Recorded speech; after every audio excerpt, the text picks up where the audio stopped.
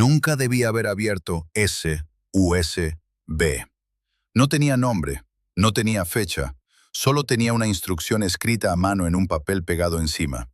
Ábrelo antes de que sea demasiado tarde. Lo abrí igual, y ahí estaba mi esposa, en nuestra cama, con otro hombre. No gritaba, no lloraba, sonreía, con la calma de alguien que lleva tiempo esperando que esto ocurra. Vi todo el video, cada segundo, y cuando terminó, me quedé quieto en la oscuridad de mi estudio con una sola pregunta en la cabeza. ¿Cuándo había pasado esto? Revisé los metadatos del archivo. No había fecha, pero había algo peor. La lámpara de nuestra habitación, la que ella quería comprar la próxima semana, ya estaba encendida en el video. Y yo todavía no la había comprado. Esa noche no dormí. Me quedé sentado en mi estudio con la pantalla apagada y el USB en la mano. Lo hacía girar entre los dedos, una y otra vez, como si el movimiento pudiera explicar algo que no tenía explicación. Mi esposa dormía al otro lado del pasillo, o eso creía yo. Me levanté 3 veces a revisar. Las 3 veces estaba ahí, con los ojos cerrados, respirando despacio, su pelo extendido sobre la almohada, la mano izquierda apoyada en el borde de la cama, como siempre. Todo normal, todo perfectamente normal, y aún así, algo en mi pecho no se soltaba. Llevábamos 7 años juntos, 5 casados. No éramos perfectos, ninguna pareja lo es, pero éramos estables. Teníamos una rutina que funcionaba. Ella trabajaba desde casa 3 días a la semana. Yo salía temprano y volvía antes de las 7. Los viernes pedíamos comida tailandesa y veíamos algo en la televisión sin ponernos de acuerdo en qué. Era una vida pequeña, pero era nuestra, y yo nunca, en 7 años, había tenido un motivo real para dudar de ella. Hasta esa noche. El USB había aparecido en mi escritorio por la mañana. No lo vi llegar. No recordaba haberlo puesto ahí. Simplemente estaba, entre el cargador del teléfono y una taza de café que ya se había enfriado. Pensé que era del trabajo. Pensé que me lo había dejado alguien del equipo con archivos pendientes. Pensé muchas cosas que no eran ciertas. Lo enchufé sin pensarlo 2 veces. Y lo que encontré dentro no tenía nombre de archivo, no tenía extensión visible, no tenía nada, solo un icono genérico y esa instrucción escrita en papel, pegada encima del USB con cinta adhesiva. Ábrelo antes de que sea demasiado tarde. La letra era mía. Eso lo noté después, mucho después. En ese momento solo abrí el archivo. Y ya saben lo que vi. Los primeros días después de esa noche los pasé funcionando en automático. Desayunaba, contestaba correos, le daba un beso a Elena cuando salía y otro cuando llegaba. Le preguntaba cómo le había ido el día. Escuchaba sus respuestas, pero por dentro estaba haciendo otra cosa. Estaba contando. Contando las veces que miraba el teléfono cuando creía que yo no la veía. Contando los segundos que tardaba en responder cuando le hablaba.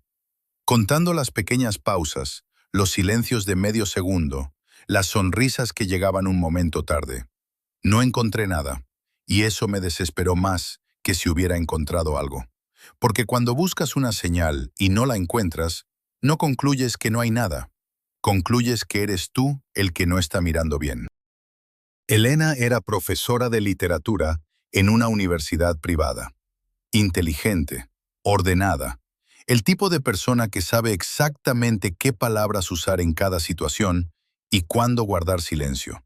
Si algo estaba pasando, yo sabía que no iba a ser descuidada, no iba a dejar cabos sueltos, no iba a cometer los errores que se cometen en las películas. Eso tampoco me ayudó a dormir. Una tarde llegué a casa antes de lo habitual. Había cancelado una reunión y tomé el metro de las 5 en lugar del de las 7. No fue una decisión premeditada, o eso me decía a mí mismo. Elena estaba en la cocina, hablando por teléfono. Cuando me oyó entrar, giró la cabeza.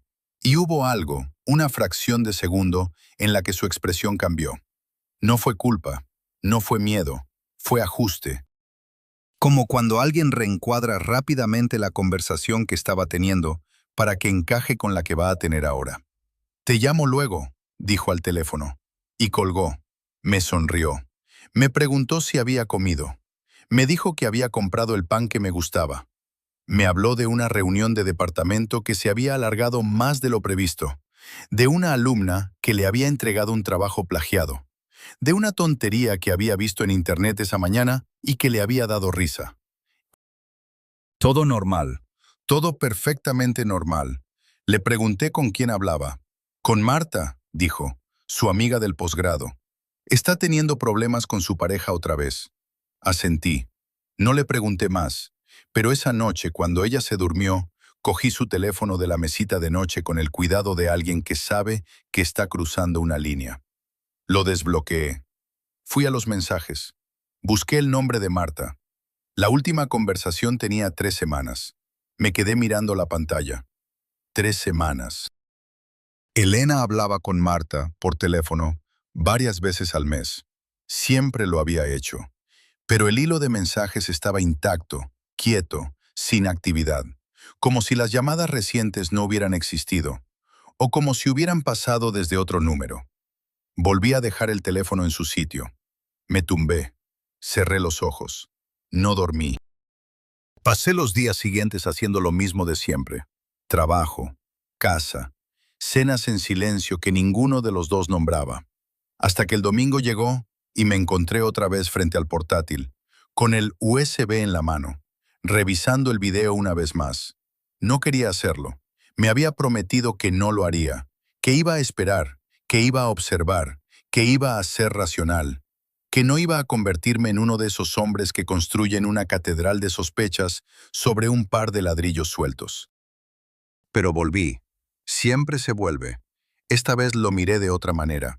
No con los ojos del marido que acaba de ver algo que no debería haber visto, sino con los ojos de alguien que intenta entender qué está mirando realmente. El dormitorio era el nuestro, sin duda.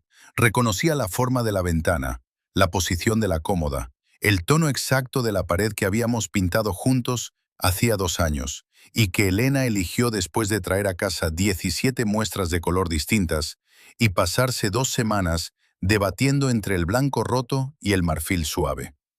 Pero había cosas que no encajaban. La lámpara de la mesita de noche.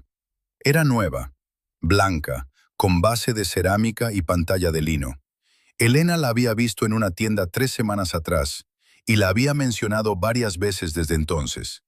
«Quedaría perfecta ahí», había dicho. «Cuando tenga un momento, la compro». En el video ya estaba, encendida, proyectando esa luz cálida y suave que tienen las lámparas caras, como si llevara meses ahí. Luego vi las sábanas. Las nuestras eran de un gris oscuro que habíamos comprado en rebajas el invierno pasado.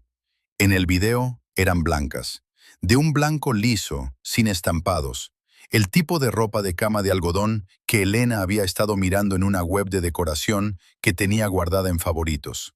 Yo lo sabía porque ella me lo había enseñado. «¿Te gustan estas?», me había preguntado un domingo por la tarde. «Las que tenemos están bien», le había dicho yo. Y ella había cerrado la pestaña sin decir nada más. En el video estaban puestas. Apagué el portátil, me quedé mirando la pared y pensé, por primera vez de manera concreta y sin posibilidad de ignorarlo, o alguien ha montado este video con una precisión enfermiza para que parezca real, o esto no ha pasado todavía. Las dos opciones me aterraban por razones distintas. Me quedé pensando en eso durante horas. Si era un montaje, alguien conocía nuestra casa mejor que cualquier extraño. Alguien había estado dentro. Alguien había prestado atención a los detalles que ni yo mismo habría sabido enumerar de memoria. Y si no era un montaje, si era algo real que todavía no había ocurrido, entonces el tiempo funcionaba de una manera que nadie me había enseñado a entender. Esa semana intenté hacer algo que en aquel momento me pareció razonable. Intenté evitar el futuro. No compré la lámpara. Cuando Elena la mencionó de nuevo, yo desvié la conversación. Le hablé de otra cosa. Cambié el tema con la torpeza del que no sabe mentir, pero lo intenta igual. Cuando vi que ella miraba la web de ropa de cama en su ordenador, me acerqué y le propuse salir a cenar, así, sin más, en mitad de una tarde de miércoles. Ella me miró raro. pero aceptó. En el restaurante estuvo más animada que en semanas. Rió más que de costumbre. Me cogió la mano sobre la mesa y me preguntó si me acordaba del primer sitio al que habíamos ido cuando empezamos a salir. Sí que me acordaba. Una pizzería barata con sillas de plástico y una máquina de discos que no funcionaba. Éramos tan jóvenes, dijo. 7 años no es tanto tiempo, dije yo. Depende de cómo se vivan, dijo ella, y sonrió. Yo intenté sonreír también. Pero por dentro estaba pensando en la lámpara, en las sábanas, en el video, en el hombre que todavía no había mirado de frente. No era un plan sofisticado lo mío, era lo único que se me ocurría. Si los objetos del video aún no existían en nuestra casa, quizás el video tampoco llegaría a existir. Sé que no tiene ninguna lógica, pero cuando llevas días sin dormir bien y con algo imposible dando vueltas en la cabeza, la lógica deja de ser tu prioridad. Lo que buscas es control. Cualquier forma de control, aunque sea ilusoria, aunque no sirva de nada. Elena lo notó, claro que lo notó. Una noche me preguntó si estaba bien, con esa forma suya de preguntar, que no es exactamente una pregunta, sino una invitación a que seas honesto. Cuando Elena preguntaba así, era porque ya sabía que algo no iba bien y te estaba dando la oportunidad de contárselo antes de que ella lo sacara sola. Le dije que estaba cansado del trabajo. Ella me miró un segundo más de lo necesario. ¿Solo eso?, dijo. ¿Solo eso? Me creyó. O eligió creerme. Con Elena siempre había sido difícil distinguir las dos cosas. Tenía esa capacidad de algunas personas inteligentes de aceptar una respuesta sin que eso signifique que se han tragado la mentira. Solo están esperando el momento adecuado. Y eso, que antes me parecía parte de su carácter, de repente me parecía otra cosa. El jueves fui a comer solo. Caminé sin rumbo fijo durante 20 minutos y terminé en una de esas calles comerciales con tiendas de todo tipo mezcladas sin orden. Ropa, electrodomésticos, papelería, una frutería que ponía música demasiado alta. No pensaba en nada concreto, solo caminaba. Entonces la vi. En el escaparate de una tienda de decoración, expuesta sobre un pequeño podio de madera con un foco apuntándola desde arriba. La lámpara. Blanca. Base de cerámica. Pantalla de lino con el borde ligeramente curvado hacia adentro. Exactamente igual a la del video. Un cartel pequeño pegado en la base decía, nuevo. Me quedé parado delante del cristal más tiempo del que debería. La gente pasaba a mi lado sin mirarme. El sol de la tarde me daba en la espalda. Yo no me movía. 39,90 €. Un precio absurdamente razonable para algo que me estaba destruyendo por dentro. No entré. Seguí caminando. Pero durante el resto del día no pude pensar en otra cosa. Alguien sabía qué íbamos a comprar. Alguien sabía cómo iba a quedar nuestra habitación antes de que nosotros lo supiéramos. Alguien había filmado algo que todavía no había ocurrido. ¿O ya había ocurrido y era yo el que no lo sabía? Esa pregunta fue la que me rompió el equilibrio que me quedaba. Volví al video el sábado por la noche. Elena había salido a cenar con unas compañeras del departamento. Me había dado un beso en la mejilla antes de irse.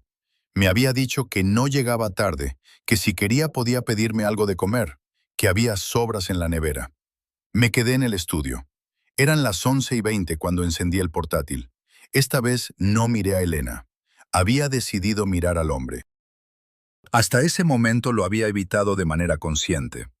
En los primeros visionados, mi atención iba directamente a ella. Sus gestos, su expresión, el detalle de cómo cerraba los ojos. El hombre era un fondo, una presencia que prefería no procesar, como se evita mirar directamente algo que asusta. Pero esa noche lo miré. Pausé el video, lo amplié. Fui fotograma por fotograma con la calma mecánica de alguien que ya no tiene miedo de lo que va a encontrar, porque su mente lleva días preparándose para lo peor. Era difícil verle bien la cara. La posición, la luz, el ángulo, todo parecía conspirar para mantenerle en una semipenumbra deliberada. Como si el video hubiera sido grabado así a propósito. Pero había un solo momento, cerca del final, en el que el hombre giraba levemente la cabeza hacia un lado. Lo pausé ahí. Amplié al máximo. La imagen se pixeló. Se volvió borrosa, abstracta, una mancha de colores que el cerebro intenta convertir en algo reconocible. Pero yo lo reconocí.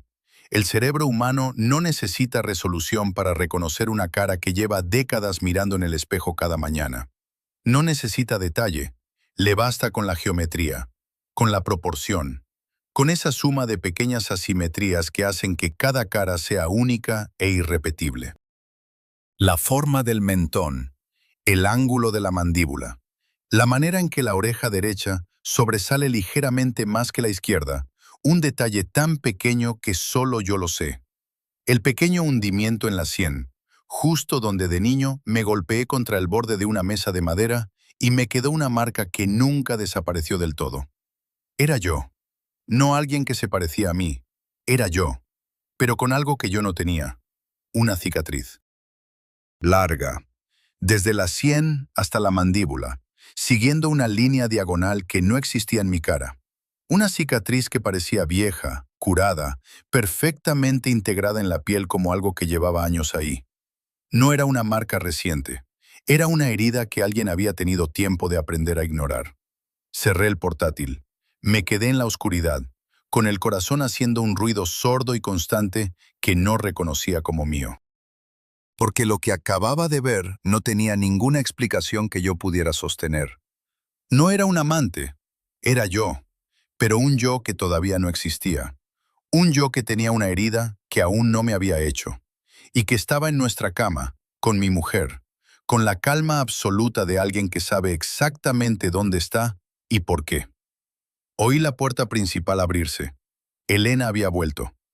¿Estás dormido?, preguntó desde el pasillo. No, dije. Aquí estoy. Entró al estudio. Me miró en la oscuridad sin encender la luz, como si no quisiera romper algo que no sabía nombrar. ¿Por qué estás a oscuras? Estaba pensando. Se acercó. Me puso la mano en el hombro. Despacio, con el tipo de cuidado que se tiene cuando no se sabe qué le pasa a alguien, pero se nota que algo no va bien. Ven a la cama, dijo, y yo la seguí. Porque no sabía qué otra cosa hacer. Porque no sabía cómo preguntarle algo que no tenía palabras todavía. Porque el hombre del video era yo, y eso lo cambiaba todo. O quizás no cambiaba nada. Eso era lo peor. No saber si lo cambiaba todo, o si no cambiaba absolutamente nada. Durante los días siguientes, dejé de ser yo mismo. No lo noté de inmediato.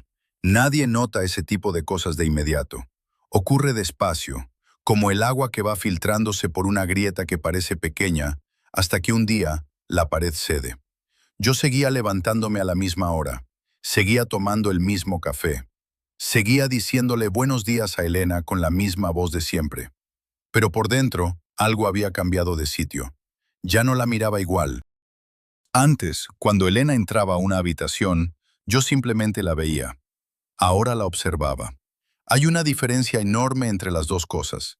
Ver es un acto pasivo. Observar es una decisión. Y cuando empiezas a observar a alguien que amas, cuando cada gesto se convierte en dato y cada silencio en pregunta, algo se rompe que no vuelve a quedar igual nunca. Empecé a llevar un registro mental. Martes. Llegó 20 minutos tarde de la universidad. Dijo que había tráfico. Hacía buen tiempo y no había razón para que hubiera más tráfico que cualquier otro día. Miércoles. Se quedó hasta tarde en el ordenador. Cuando me acerqué, cambió de pestaña. Me dijo que estaba corrigiendo trabajos de alumnos. No vi ningún trabajo abierto. Jueves. Recibió un mensaje mientras cenábamos. Lo leyó y dejó el teléfono boca abajo sobre la mesa. Antes nunca hacía eso. Viernes. Canceló la comida tailandesa de siempre. Dijo que no tenía hambre. Se fue a dormir temprano. Cada cosa por separado era nada. Juntas eran algo que yo no quería nombrar. Lo peor era que no podía contárselo a nadie. ¿Qué iba a decir? Que había encontrado un USB con un video del futuro, donde yo mismo aparecía en la cama con mi esposa. Nadie lo entendería. Yo mismo no lo entendía. Y esa soledad, la de tener algo imposible dentro y no poder sacarlo, es un tipo de presión que tarde o temprano busca una salida. La mía fue el silencio.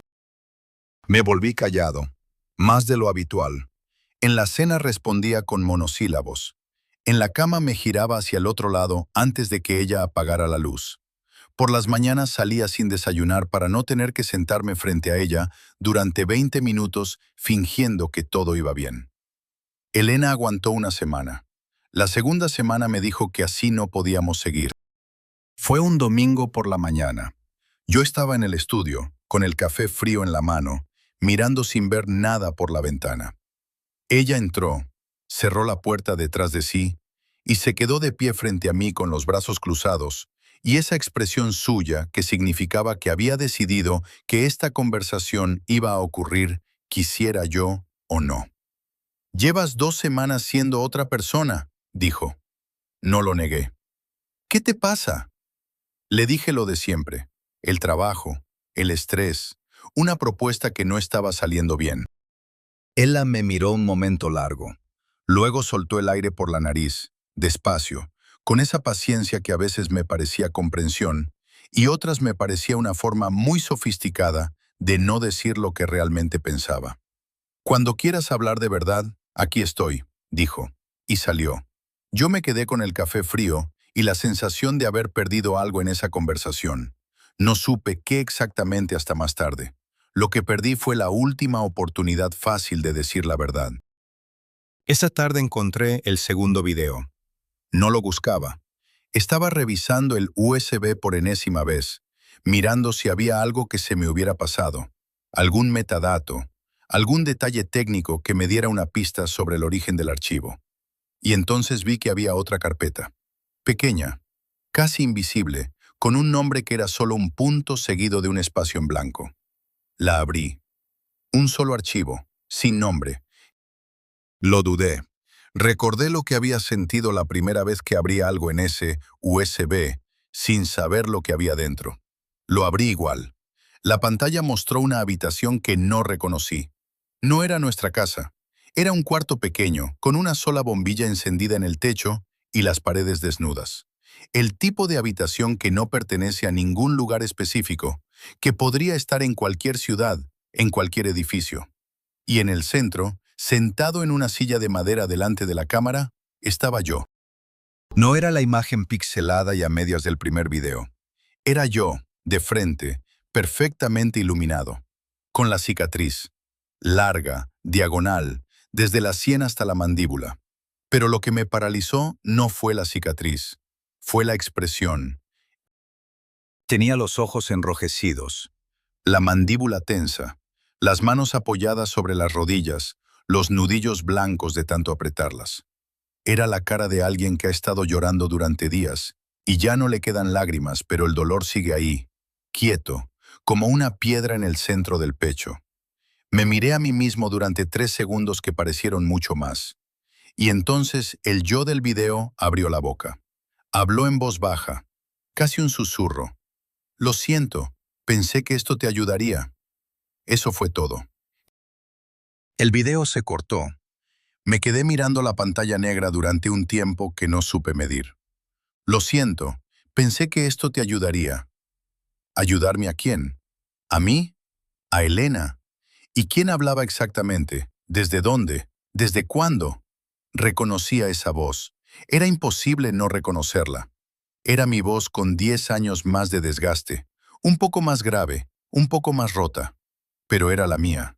Lo que no reconocía era el arrepentimiento. Porque ese hombre, ese yo del futuro, se estaba disculpando. No por algo que acababa de hacer, por algo que había planeado, por algo que había ejecutado con cuidado y que a pesar de todo ese cuidado, había salido terriblemente mal. ¿Qué había planeado? Esa noche no dormí nada. Me quedé en el estudio con los 2 videos abiertos en ventanas paralelas. El primero, Elena en nuestra cama. El segundo, yo disculpándome por algo que no entendía todavía. Los miraba en bucle, los pausaba, los comparaba, buscaba el hilo que los conectaba. Y mientras los miraba, Empezó a formarse algo en mi cabeza que no quería que se formara. Una sospecha diferente. No sobre Elena, sobre mí. ¿Y si el primer video no era lo que parecía?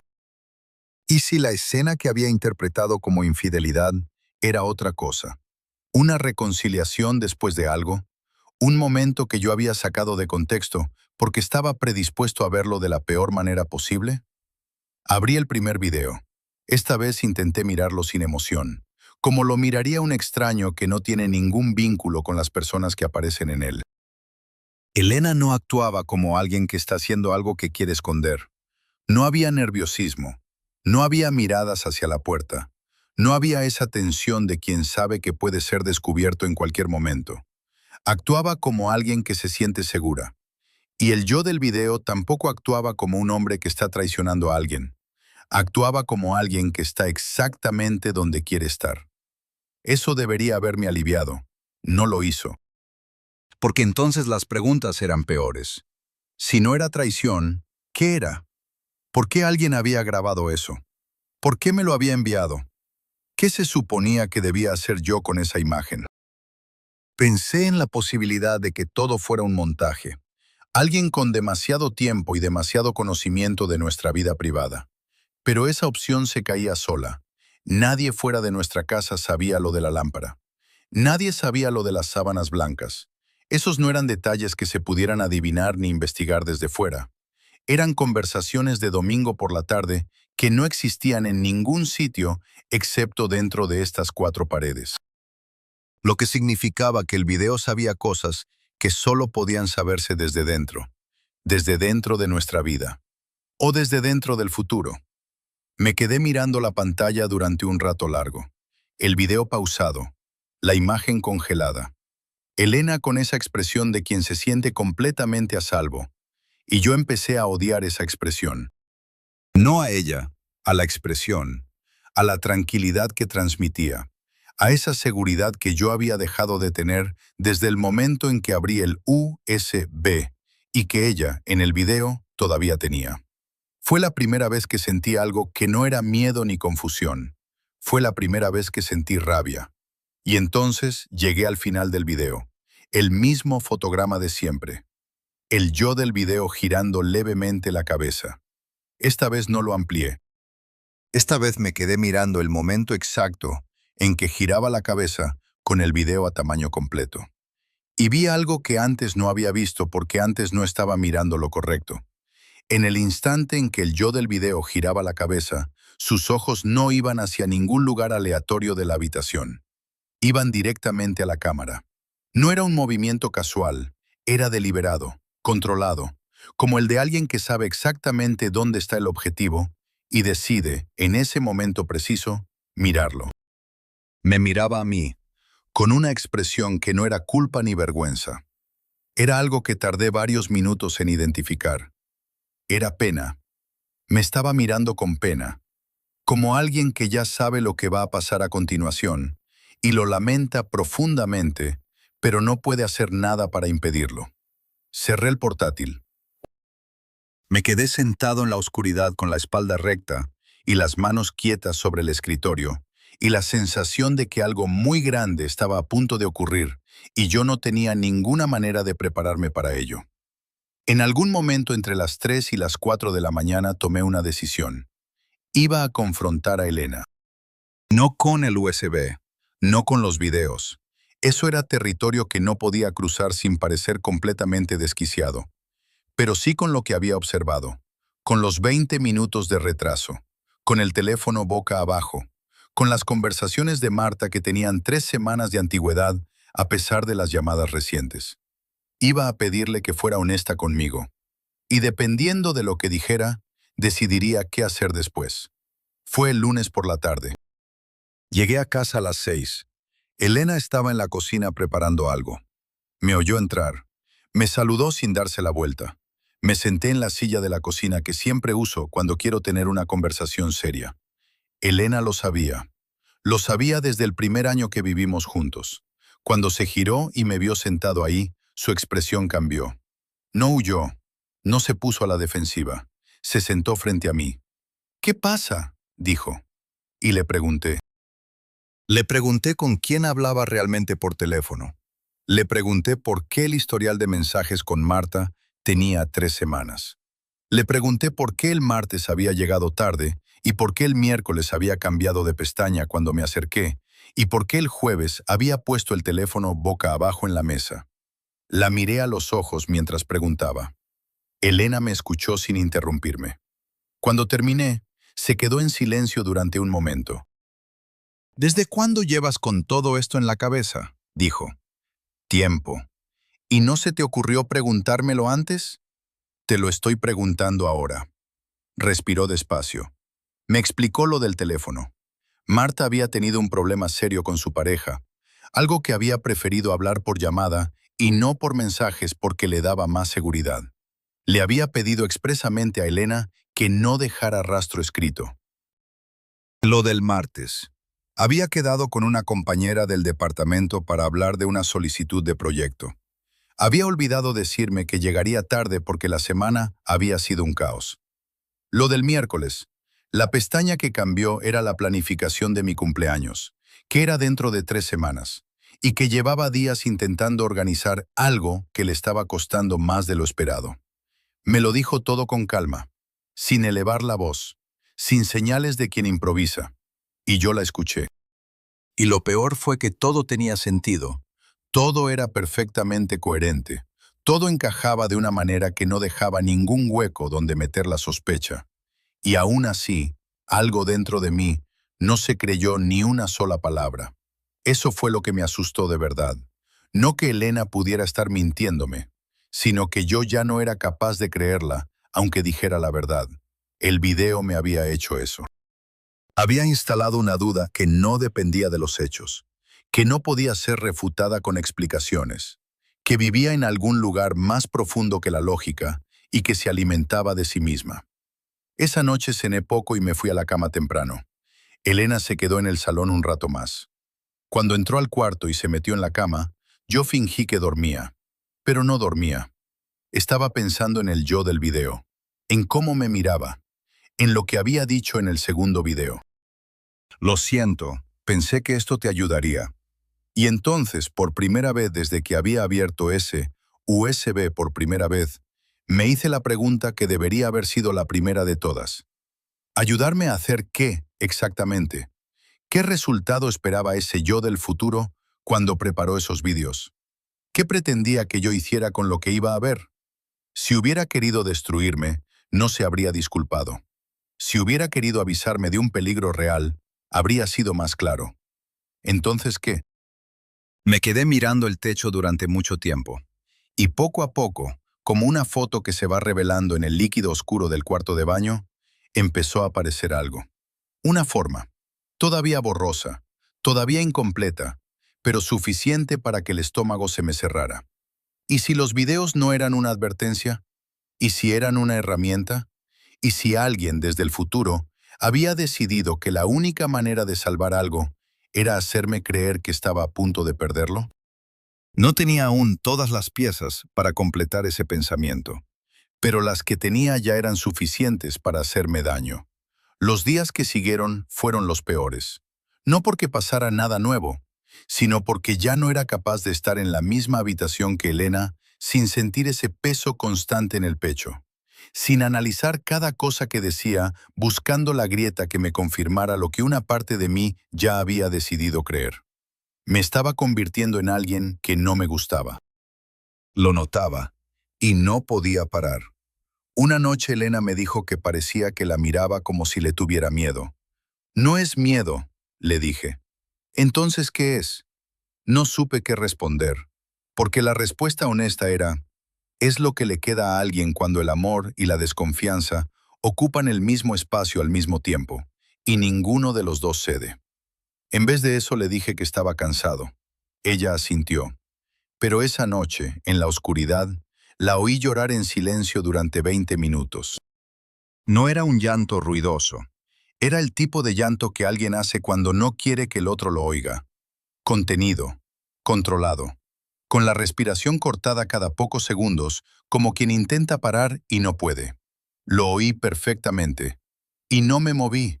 Me quedé tumbado con los ojos abiertos mirando el techo, escuchando a mi mujer llorar a 20 centímetros de mí, y no hice nada.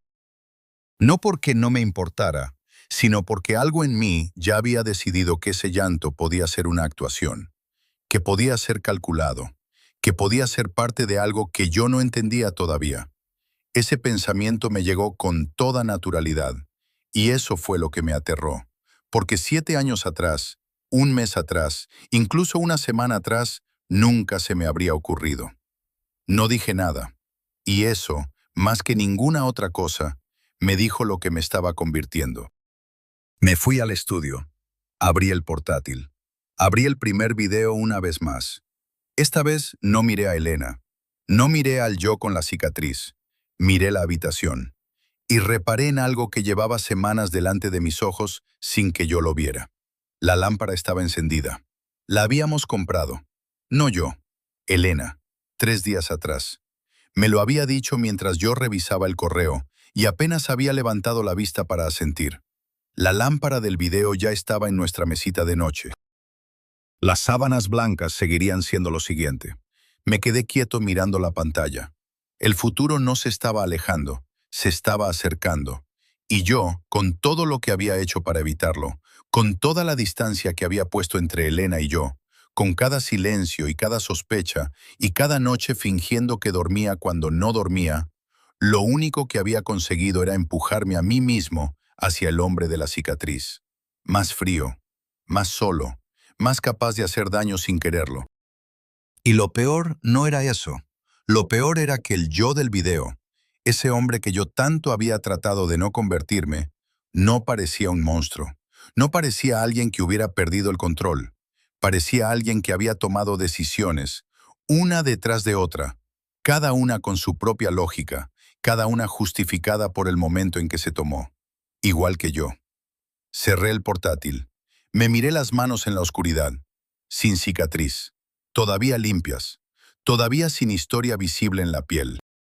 Y pensé, con una claridad que dolía, que si ese video mostraba el futuro, quizás no era porque alguien lo hubiera grabado desde allí para enviármelo aquí.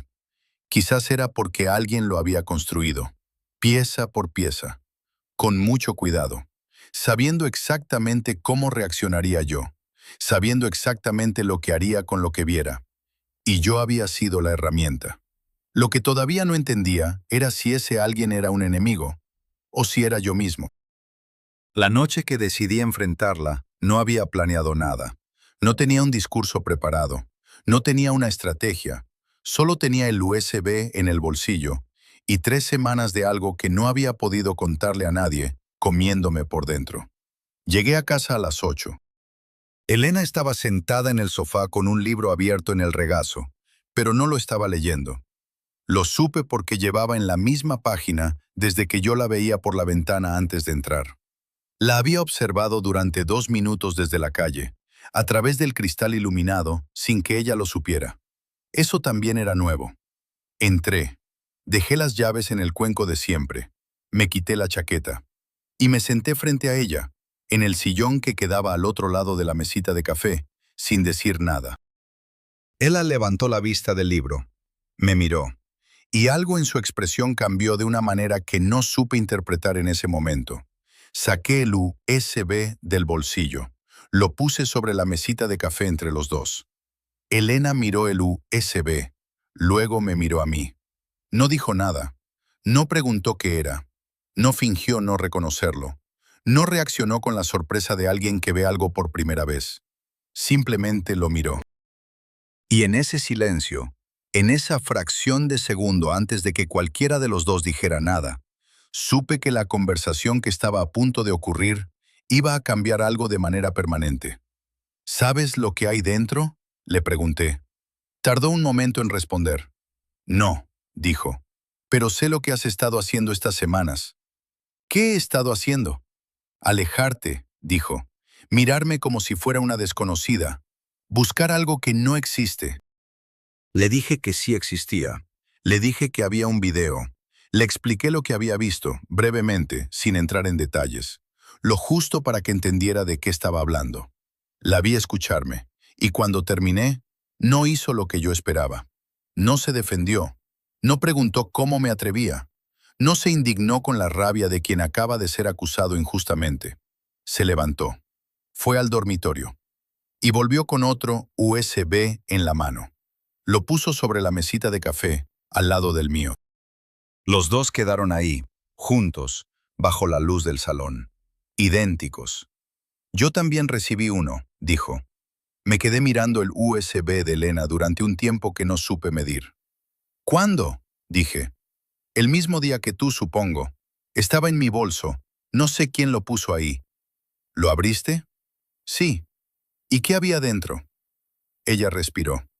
Tú, dijo. En una habitación de hotel. Con una mujer. No te veía bien la cara, pero te reconocí igual. El salón se quedó en silencio. No el silencio de dos personas que no tienen nada que decirse. El silencio de dos personas que de repente tienen demasiado. Le pedí que me mostrara el video. No lo dudó. Fue a buscar su portátil, lo abrió sobre la mesita de café, enchufó su USB y me lo puso delante. Vi la pantalla. Era yo. Una habitación de hotel pequeña, con la cama deshecha y las cortinas cerradas. Yo estaba sentado en el borde de la cama, inclinado hacia adelante, con los codos sobre las rodillas y la cabeza entre las manos. Una mujer que yo no reconocía estaba a mi lado. Le ponía una mano en la espalda. Le decía algo que no se oía bien. A primera vista parecía exactamente lo que Elena debía haber pensado que era. Pero yo me estaba mirando a mí mismo. Y conocía esa postura. Era la postura que tengo cuando lloro. Cuando algo me duele de verdad y no sé cómo expresarlo con palabras, y lo único que puedo hacer es doblarme sobre mí mismo y esperar a que pase. La mujer no era un amante, era alguien consolándome. El video había sido cortado justo antes y justo después de ese momento para que pareciera otra cosa. Igual que el primer video había sido cortado para que pareciera que Elena me estaba engañando. Pero no era eso. Si el primer video era lo que yo creía ahora que era, si esa escena en nuestra cama era una reconciliación, un momento íntimo entre dos personas que se habían perdonado algo, entonces los dos videos eran lo mismo. Dos momentos reales, manipulados, recortados hasta que la verdad se convirtiera en algo irreconocible. No te estaba engañando, dije en voz baja. Elena me miraba. No, dijo. Y yo tampoco te estaba engañando a ti. No. Nos quedamos en silencio. Y en ese silencio debería haber habido alivio. Tendría que haber habido algo parecido al descanso de quien lleva semanas cargando un peso y de repente lo suelta. Pero no lo hubo. Porque el peso no desaparecía con entender que los videos eran falsos. El peso seguía ahí, hecho de todas las noches en que me había girado hacia el otro lado en la cama, de todas las cenas en silencio, de la noche en que la había oído llorar y no me había movido, de las semanas en que la había observado como a una sospechosa en lugar de mirarla como a mi mujer. Ese daño no se deshacía porque los videos fueran mentira, ya existía. ¿Quién lo hizo?, dijo Elena. No lo sé, era mentira. Lo supe en el momento en que lo dije. Porque había algo que llevaba días ignorando, algo que mi mente había estado evitando procesar con la misma determinación con que evitas mirar a los ojos a alguien a quien le debes algo importante. La voz del segundo video. Lo siento, pensé que esto te ayudaría. La había escuchado docenas de veces. Sabía lo que era. Lo había sabido desde la primera noche. Pero hay cosas que el cerebro reconoce y se niega a procesar al mismo tiempo. Era mi voz. Más vieja, más rota, con el peso específico de alguien que ha perdido algo que yo todavía tengo. Y negarla no había cambiado nada. Me quedé mirando los dos USB sobre la mesita de café mientras Elena esperaba mi respuesta. Pensé en el hombre del primer video, en cómo me miraba al final, con pena. No con culpa, sino con pena. La pena de quien ya conoce el resultado de algo y no puede hacer nada para cambiarlo. Pensé en el segundo video, en la habitación desnuda, en las manos apretadas sobre las rodillas, en los ojos enrojecidos. Ese hombre no era un villano, era alguien que había perdido algo y lo estaba intentando recuperar con las únicas herramientas que le quedaban. Y las herramientas que le quedaban eran el miedo y el tiempo. Dos cosas que nunca deberían usarse juntas. Y si la voz era mía, entonces el hombre que se disculpaba era yo. Y si el hombre que se disculpaba era yo, entonces fui yo quien preparó esos videos. Fui yo quien los cortó, quien eligió qué mostrar y qué ocultar, quien puso uno en mi escritorio y otro en el bolso de Elena. Fui yo, desde algún punto del futuro que todavía no he alcanzado. Convencido de que si los dos veíamos al otro al borde de la traición, si los dos sentíamos el miedo de perder lo que teníamos, elegiríamos diferente. Lucharíamos más. Nos aferraríamos el uno al otro en lugar de dejarnos ir despacio. Eso era lo que el yo del futuro había pensado. Eso era lo que había intentado, y había salido terriblemente mal. Fui yo, dije. Elena frunció el ceño. ¿Qué? No supe cómo explicarlo. No había palabras que no sonaran a locura. Pero las dije igual. Se las dije todas, desde el principio, desde la primera vez que abrí el USB, hasta el momento en que reconocí mi propia voz en el segundo video. La vi escucharme sin interrumpirme.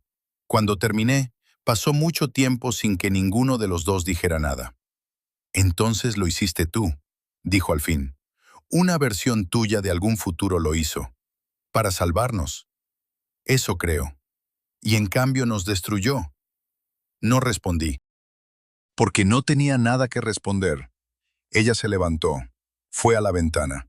Se quedó mirando la calle durante un momento largo, con los brazos cruzados, con esa postura que tiene cuando está procesando algo que le duele y no quiere que yo lo vea en su cara. ¿Sabes lo que más me duele? Dijo sin girarse. Dime, ¿qué funcionó? Me quedé quieto.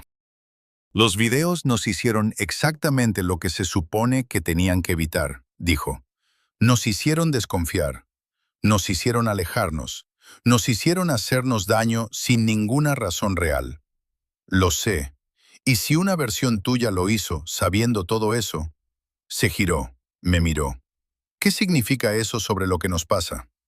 No supe qué decirle, pero algo dentro de mí ya lo sabía. Significaba que en algún momento del futuro yo iba a perderla de verdad. No por un video, no por una mentira, sino por el desgaste real, lento, de dos personas que se quieren, pero que han dejado de saber cómo estar juntas. Y en ese futuro, desesperado, iba a pensar que la única manera de arreglarlo era volver atrás e instalar el miedo a perder al otro. Y no iba a funcionar. Nunca funciona. No tengo respuesta, le dije. Lo sé, dijo ella. Y en su voz no había rabia. Había algo peor. Había cansancio. El tipo de cansancio que no viene de una noche sin dormir, sino de semanas de estar en guardia. De medir cada palabra, de interpretar cada silencio, de querer a alguien y al mismo tiempo no saber si ese alguien te quiere de la misma manera, o si lo que sientes ya no es suficiente para sostener el peso de todo lo demás. Necesito que te vayas esta noche, dijo. Elena, no para siempre, dijo, y su voz se quebró en esa última palabra, solo un poco, lo justo para que yo lo oyera. Solo esta noche, necesito estar sola. Me levanté, no discutí. Fui al dormitorio a buscar algo de ropa. Lo hice despacio, con esa clase de movimientos cuidadosos que tienes cuando estás en un lugar que ya no sabes si es tuyo. Cogí lo que necesitaba para una noche, nada más. Cuando volví al salón, Elena seguía de pie junto a la ventana. No me miró mientras recogía mis cosas. Cogí el USB de la mesita, el mío. Lo miré un momento. Luego cogí también el suyo. Los puse juntos en el bolsillo. Dos objetos idénticos que habían hecho un daño enorme con la mejor intención posible. Fui hacia la puerta. «Espera», dijo Elena. Me giré. Ella seguía sin mirarme. Seguía con los ojos en la calle. «¿La cicatriz?», dijo en voz baja. «La del video. ¿Cuándo aparece?». No respondí de inmediato, porque no sabía la respuesta. O sí la sabía y no quería decirla. «No lo sé», dije. Salí. Cerré la puerta despacio. Bajé las escaleras sin encender la luz. Salí a la calle. El aire de la noche era frío y olía a lluvia reciente. Caminé durante un rato sin dirección. Luego entré en el primer bar que encontré abierto. Me senté en un taburete al final de la barra. Pedí algo sin mirar la carta. Puse los dos USB sobre la barra. Los miré. Dos objetos pequeños, de plástico negro, sin ninguna marca exterior que permitiera distinguirlos. Pero uno había pasado por mis manos en algún momento del futuro. Lo había sostenido exactamente como lo estaba sosteniendo ahora, pero desde el otro lado, sabiendo lo que contenía, sabiendo lo que iba a provocar, y enviándolo de todas formas porque no se me había ocurrido nada mejor. Eso era lo que más me costaba procesar, no el daño que había hecho, sino la intención. Porque el yo del futuro no me odiaba. No odiaba a Elena. Lo que había hecho lo había hecho desde el amor, desde el pánico de alguien que ve cómo algo se rompe despacio y no sabe cómo arreglarlo, y decide que cualquier cosa, incluso el miedo, es mejor que no hacer nada. Lo entendía perfectamente, y eso me aterraba más que si no lo entendiera. Pensé en la expresión de ese yo al final del primer video. La pena. No era la pena de alguien que ha hecho algo malo. Era la pena de alguien que ha hecho algo con todas sus fuerzas y que sabe, mientras lo hace, que no va a servir de nada. Que ya lo ha intentado antes, que siempre termina igual. El vaso que tenía delante estaba frío. Lo apreté demasiado fuerte sin darme cuenta. Se me resbaló. Intenté sujetarlo. El borde me golpeó la mano. El vaso cayó y se partió contra la barra. Un fragmento salió disparado hacia arriba.